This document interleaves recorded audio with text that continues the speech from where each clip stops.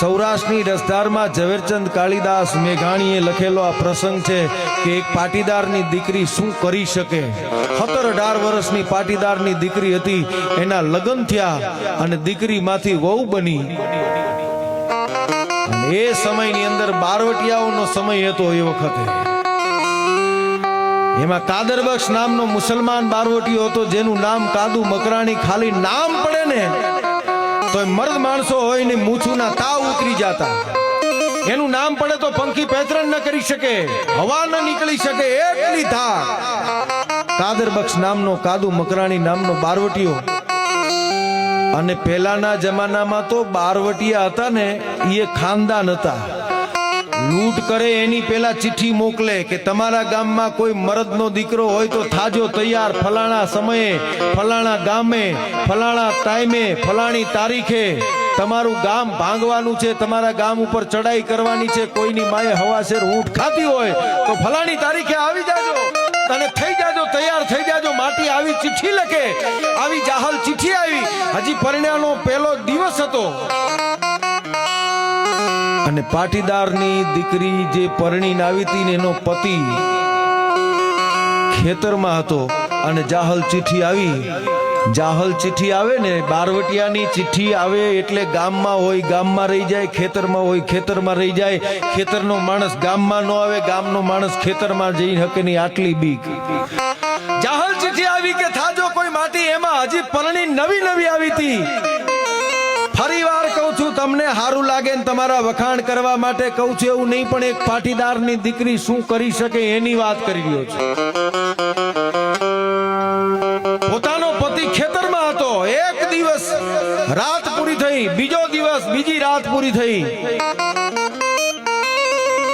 અને ત્રીજા દિવસના સવારના પોરની અંદર પાટીદારની દીકરી છે ઘરમાંથી બહાર નીકળી અને ભાથું તૈયાર કરીને, આજની ભાષામાં કહું તો ટિફિન તૈયાર કરીને, ભાથું તૈયાર કરી અને પોતાના પતિને ભાથું દેવા માટે સડાપ સડાપ સડાપ સડાપ ડગલા માંડે।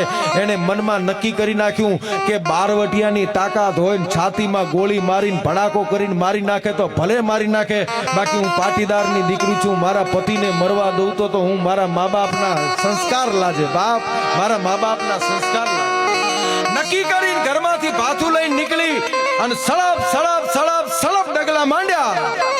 ત્યાં ઘટના એવી ઘટી છે કે એ જે વહુ હતી એની હાહુએ મેણું માર્યું કે તારી માએ તને કઈ સંસ્કાર દીધા છે કે નહીં, કઈ શીખવાડ્યું છે કે નહીં, કે કેમ આટલા બધા ઘરેણા પહેરીને નીકળી છે, ખેતરમાં ભાત દેવા તું માટે જાય છે એ વાત બરાબર, પણ આટલા બધા ઘરેણા પહેરી નીકળી છે, તારી માએ કઈ સમજણ દીધી છે કે નહીં, કે કેમ કે આટલા બધા ઘરેણા પહેરી નીકળી છે, વચ્ચે તારો બાપ કાદુ મકરાણી બેઠો હશે તો બધું લૂંટી લેશે। આટલી જે વાત સાંભળી ત્યાં સળાપ કરતી પાછી ફરી ઘરમાં જઈ અને ઘરેણા કાઢ્યા નહીં, તિજોરી ખોલી, સુટકેસ ખોલી, કબાટ ખોલી અને જેટલા ઘરેણા હતા ને એટલા બધાય ઘરમાં પડેલા હતા એટલા ઘરેણા પહેરી, હેતકના ઘરેણા પહેરી અને સળાપ સળાપ સળાપ ડગલા માંડતી માંડતી પાટીદારની દીકરી નીકળી। બપોરનો સમય, ખીણનો વિસ્તાર આવ્યો, બરોબર ખીણની અંદરથી એકલી દીકરી ચાલી જાય। મર્દ માણસો નતા નીકળતા। મેઘાણી, ઝવેરચંદ કાળીદાસ મેઘાણી લખે છે કે મર્દ માણસો નતા નીકળતા, ડુંગરાના ગાળીઓની વચ્ચેથી એકલી સળાપ સળાપ સળાપ ડગલા માંડતી માંડતી પાટીદારની દીકરી નીકળી। સામેથી બે ઘોડલા બાગડતા બાગડતા બાગડતા બાગડતા બાગડતા બાગડતા બાગડતા બાગડતા ધુમાપડ કરતા બે ઘોડા આવે। આડી તલવાર રાખી, આટલા ઘરેણા જોયા, આડી તલવાર રાખીને બારવટીયો કહે છે કે એ ભાઈ ઘરેણા કાઢી નાખજે, નહીં તો તલવાર હગી નહીં થાય। અને પાટીદારની દીકરી આમ કરીને આમ નજર ઊંચી કરીને ઘોડા સામું જોઈને એટલું કહે છે, કોણ છો તમે? બે ઘોડામાંથી એક ઘોડેસવાર એમ કે છે હું કાદુ મકરાણી છું। અને જોજો હિંમત, જોજો સાહેબ, આ લોહીની હિંમત જોજો। પાટીદારની દીકરી એમ કે છે કે તારી આંખમાં કાદુ મકરાણીનું તેજ નથી, તું કાદુ મકરાણી ન હોઈ શકે। ઘરેણા બધાય દઈ દેવા છે, બધાય ઘરેણા દઈ દેવા છે, પણ જા તારા કાદુ મકરાણીને જઈને કે કે એક પાટીદારની દીકરી આવી છે, આટલા ઘરેણા પહેરીને આવી છે, બધાય ઘરેણા દઈ દેવા માટે તૈયાર છે, પણ કાદુ મકરાણી પોતે આવે તો જા તારા કાદુને જઈને કહી દેજે ઘરેણા દઈ દેવા છે, પણ કાદુ આવે તો. બે ઘોડામાંથી એક અસવાર ઉભો રહે છે, બીજો અસવાર પાછો જાય, બાગડતા ધુમા કરતો કરતો કાદુ મકરાણીને જઈ કહે છે બાપુ કે હા, ડુંગરાની ગાળીઓમાંથી એક 17-18 વર્ષની નીકળી છે, એટલા ઘરેણા પહેર્યા છે બાપુ, બારવટીયું પાર પડી જશે, પણ શરત એટલી કે છે કે કાદુ મકરાણી આવે તો દઈ દેવા માટે તૈયાર છે. અને કાદુ મકરાણી પોતે થયો તૈયાર, બાગડતા બાગડતા બાગડતા ધુમા પડ કરતો કરતો કાદુ મકરાણી પોતે આવીને કે છે, આડી તલવાર રાખીને કે છે ઘરેણા કાઢી દે. આમ કરીને આમ નજરની હામું નજર મિલાવી નજીક જઈ અને એટલું કે છે કાદુ, એને જોયું આંખમાં, નક્કી આ કાદુ મકરાણી જ હોય, બીજું કોઈ હોય ન શકે. ભલે બારવટીઓ હોય પણ એની આંખમાં ભક્તિ દેખાતી હોય. હો ભાઈ, ભક્તિની શક્તિ તો એની આંખમાં દેખાતી હોય. રાવણ જેવો રાવણ હતો પણ સીતાજીને હાથ નહોતો અડાડ્યો, કારણ કે મહાદેવનો ભક્ત હતો.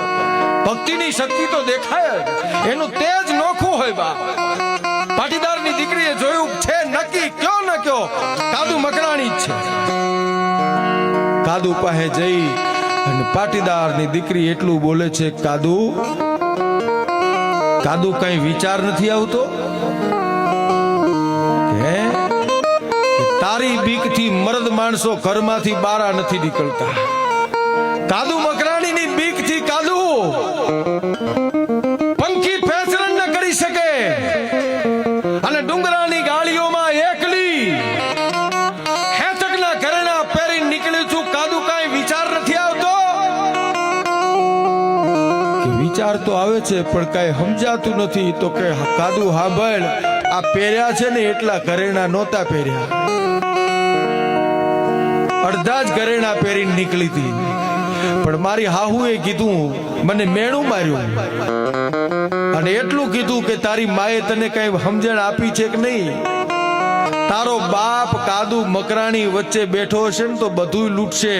આટલું સાંભળી ઘરમાં પાછી ગઈ, સુટકેસ ખોલી, કબાટ ખોલી, તિજોરી ખોલી, હતા એટલા મારા બાપના ઘરેણા મારી છાતીએ લગાડીને આવી છું.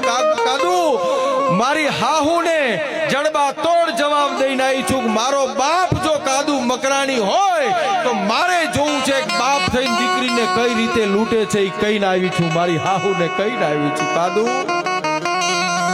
હવે તારે મને લૂંટવી હોય તો લૂંટી લે. કાદુ મારી હાહુને કઈને આવી છું, મારો બાપ હોય તો બાપ દીકરીને કઈ રીતે લૂંટે છે એ જોવા માટે આવી છું.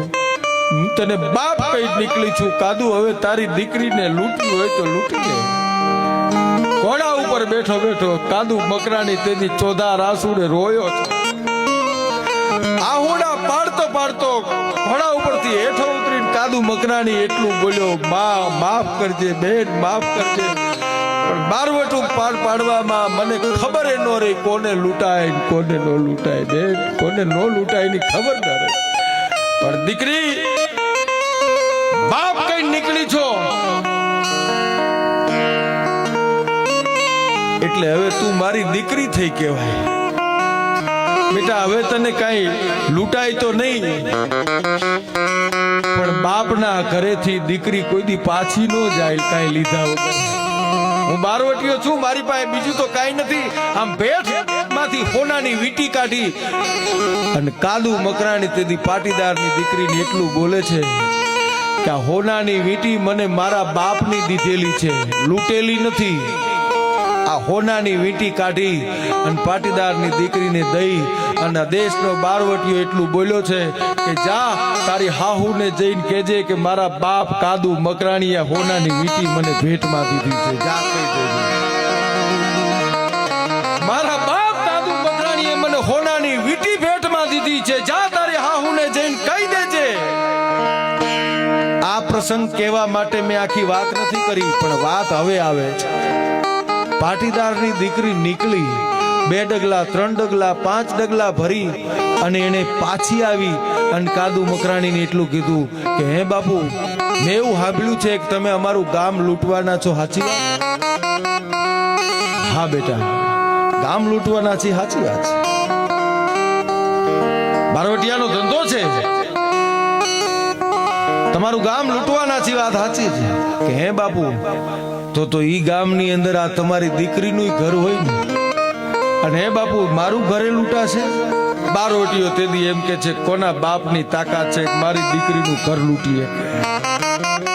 જા, તારું ઘર કોઈ નહીં લૂંટે. મારા બારવટિયાને કહી દઈશ કે આપણી દીકરીનું ઘર લૂંટતા નહીં. પણ કે બાપુ, બારવટિયાઓ લૂંટવા માટે આવે, તમને તો ખબર હોય, પણ બીજા અનેક બારવટિયાઓ આવે, એને કઈ રીતે ખબર પડે કે આ તમારી દીકરીનું ઘર છે? સૌરાષ્ટ્રની રસધારમાં મેઘાણી લખે છે કે કાદરબક્ષ નામનો મુસલમાન બારવટીયો થી એટલું કહે છે, બેટા, બારવટિયાઓને ખબર ના પડે કે આપણી દીકરીનું ઘર કયું છે, તો બારવટિયાઓને ખબર પડે ને, એટલા માટે હું તને કહું છું કે જા, તારા ઘરની ઓસરીમાં એક દીવો કરીને રાખજે. હું મારા બારવટિયાઓને કહી દઈશ કે અડધી રાતને ટાણે ઓસરીમાં કોઈ દીવો કરીને બેઠી હોય તો એ આપણી દીકરી છે.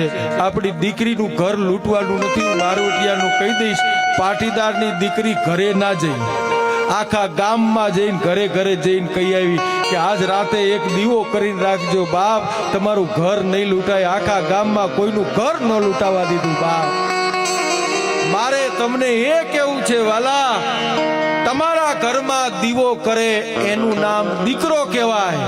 ફરી કહું, તમારા ઘરમાં દીવો કરે એનું નામ દીકરો કહેવાય, પણ કોકના ઘરમાં જઈને દીવા કરે એનું નામ મારા દેશની દીકરી કહેવાય બાપ, એનું નામ મારા દેશની